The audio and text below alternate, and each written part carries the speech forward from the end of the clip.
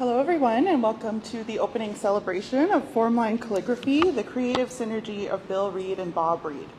My name is Alia Boubard, and I'm the curator here at the Bill Reid Gallery of Northwest Coast Art. Before we get started, I wanted to acknowledge that the Bill Reid Gallery is located on the unceded and ancestral territories of the Musqueam, Squamish, and Tsleil-Waututh, and we acknowledge the forced displacement of these nations within their own territory and hope that we can be a place of education to teach others about the ongoing harm caused by colonialism. Tonight we are here to celebrate the opening celebration of our new mezzanine exhibition, Formline Calligraphy, featuring the collaborative works of Bill Reid and Bob Reid. This exhibition, guest-curated by Dr. Martine Reid, explores the friendship and creative relationship between the two. It features both 2- and 3-dimensional works, as well as writing and archival material of Bill's that has not been exhibited anywhere before. Martine highlights the artist's shared understanding of the well-made concept in their respective fields. While Bob considered books to be works of art that gave delight to hold and see, Bill considered Northwest Coast pieces of adornment as objects of bright pride. I'm sure everyone here is probably aware who Bill Reid is, but not many of you might know who Robert is and his work. So Robert Bob R. Reid, born in 1927 and passed in 2022, was one of the most distinguished printers, typographers, and book designers in Canada. He described printing as a lifelong addiction that began at the young age of 10 when he received a toy printing press as a Christmas gift.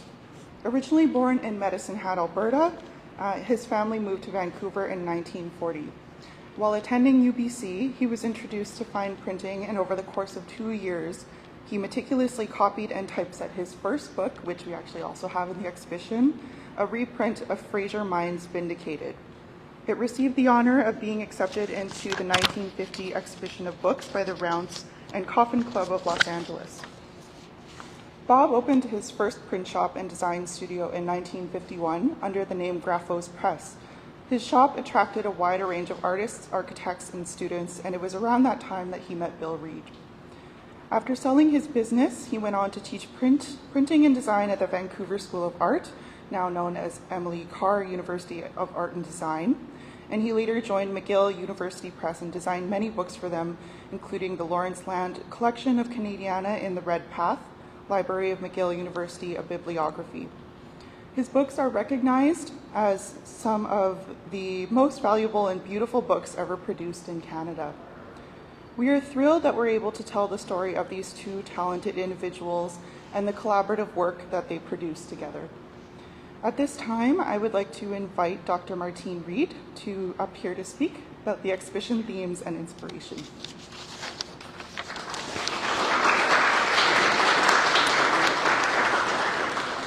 I have appeared.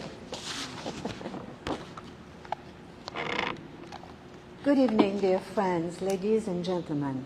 Can you hear me? If Bill were here in person, as he always is in spirit, I'm sure that he would like me to express his deep gratitude to our Musqueam host for permitting this gallery on their unceded territory. Thank you all for being here this evening. I'd like to thank the director of the Bill Reid Gallery, Alison Andratchuk, and her team of curators, Alia Boubard, and associate curator Beth Carter, not only for accepting the idea of this exhibition, but also for their enthusiasm in making it a reality. I also like to thank our Torontonian collaborator, a scholar in Canadian fine arts printing and a member of the Alcuran Society, Chester Grisky. Chester is also the author of Bob Reid's biography published in 2022. Thank you, Chester, and his wife, for being here this evening and for your enthusiasm in sharing your knowledge of Bob's career and printing in general, and for loaning some critical books designed by Bob. Unfortunately, Bob's son, Quincy, whom we had invited, could not be here with us today, and we thank him for giving us the right to reproduce some of Bob's work done in collaboration with Bill for our catalogue. I'd like to express a warm thank you to all our sponsors for their generous support. A special thank you goes to my friends Catherine Crow and Jocelyn Clement for their technical support. Finally, I want to thank my husband for his unremitting support, Dr. Rodney Allen Badger. In addition, he is a great grammarian, a quality I really appreciate among others, with a wonderful sense of humor. He reminds me once in a while, and rightly so, that we, he and I, have been living in a ménage à trois, with the spirit of Bill hovering around. He actually refers to Bill as his husband-in-law. How did the theme of this exhibition come about? As I have been working on two major projects, one regarding Bill's catalogue Raisonné and the other My Life with Bill Reid, the theme of this exhibit is a natural outcome of years of research. Writing a life story is a journey of discovery, and this is what I enjoy about writing. You don't always know where that journey will lead you or what encounters you will make along the way. So this exhibition is an after effect of one of those encounters, and one, however, that has triggered more work than I had thought. In previous research, I have interpreted Bill's artistic career as evolving along three phases over time, which I've called pre-Haida, he's in Toronto, from 48 to 51, Haida phase, 1951 to 1958, he's in Vancouver, and beyond Haida, 1968 to 1998, and he's in Vancouver. Bill and Bob's relationship developed over the second and the third phases, from the early 50s until their death. I discovered that both men have so much in common when it comes to making things. Their mutual attraction was inevitable, and the lure for Bill was Bob's press, a rotary Heidelberg letterpress turned by hand. They were true creators and inventors. They both invented engraving on silver instead of ordinary metal. Thank you, Chester, for really emphasizing this, because nobody knows. Nobody knows how they did this until now. An unheard of technique. They printed on good quality paper that had been damped to receive the optimum amount of ink. A number of different inks were used, and a very few copies were made. So it is possible that each is unique. According to Bill, the viscosity of the ink changes the colors, so some very interesting and unexpected results happen. He also mentioned that registration was very difficult, but this proved a good fault as it gave a luminescent quality to the cross-hatching. Furthermore, this type of letterpress printing resonated with Bill's deep carving. Both forms of artistic expression resulted in imprinting designs, words, and their meaning deeply in the mind of the reader, viewer.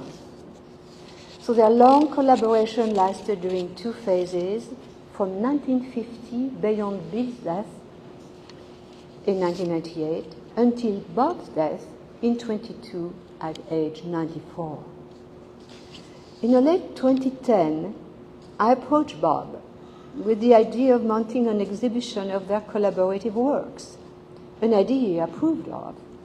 He started sending me some material dating from 1958, with a copy of the cover of the illustration of the 1956 craft and conference that had taken place in Vancouver. At another time, he shared with me copies of a few projects, designs they had collaborated on, while I was assembling what I could find from Bill's archival papers at home. Contrary to Bob, whose forceful personality had led him since very early childhood to realize his wish for a career as a letterpress printer and bookmaker, Bill's career as the maker of things happened late in life. As we have tried to show in several of his exhibits and catalogs, Bill's creative journey was a lifelong quest towards a deep understanding of his Haida cultural and artistic heritage and identity. So this period of Bill's life we are now covering was critical to his growth and development as a Haida artist. Thank you. I hope you enjoy the show.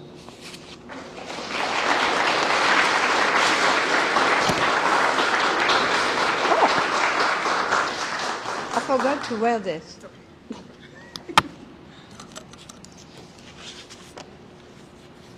This is not mine.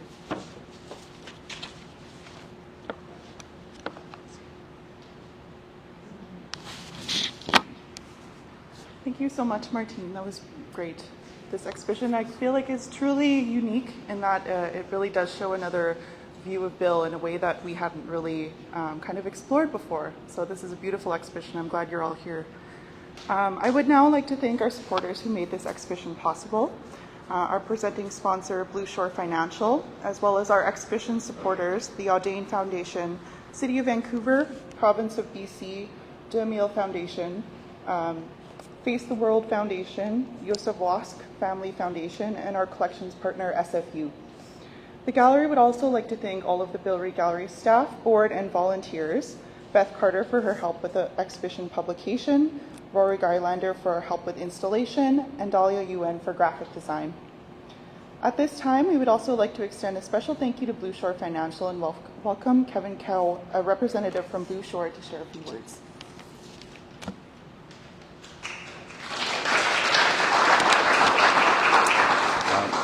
Good evening. I'm Kevin Kao, General Manager of Blue Shore Financial's Pender Branch.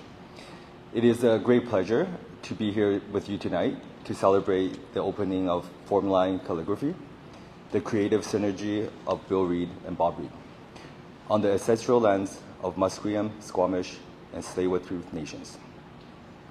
This exhibition showcases the power of Indigenous art to preserve culture, tell stories, and bridge generations. Thank you to the Bill Reid Gallery for providing us with the opportunity to be part of this event. Blue Shore Financial is a boutique financial institution deeply rooted in the community for over 80 years. We recognize the crucial role of arts and culture in building strong, vibrant communities. By supporting initiatives like this, we hope to amplify Indigenous voices and contribute to a more inclusive society. A special thanks to the Bill Reid Gallery for your continued partnership, and to Dr. Martine for sharing these cherished works with us. As presenting sponsor of Formline Calligraphy, the creative synergy of Bill Reid and Bob Reid, we welcome you tonight, and I hope you enjoy the exhibit. Thank you.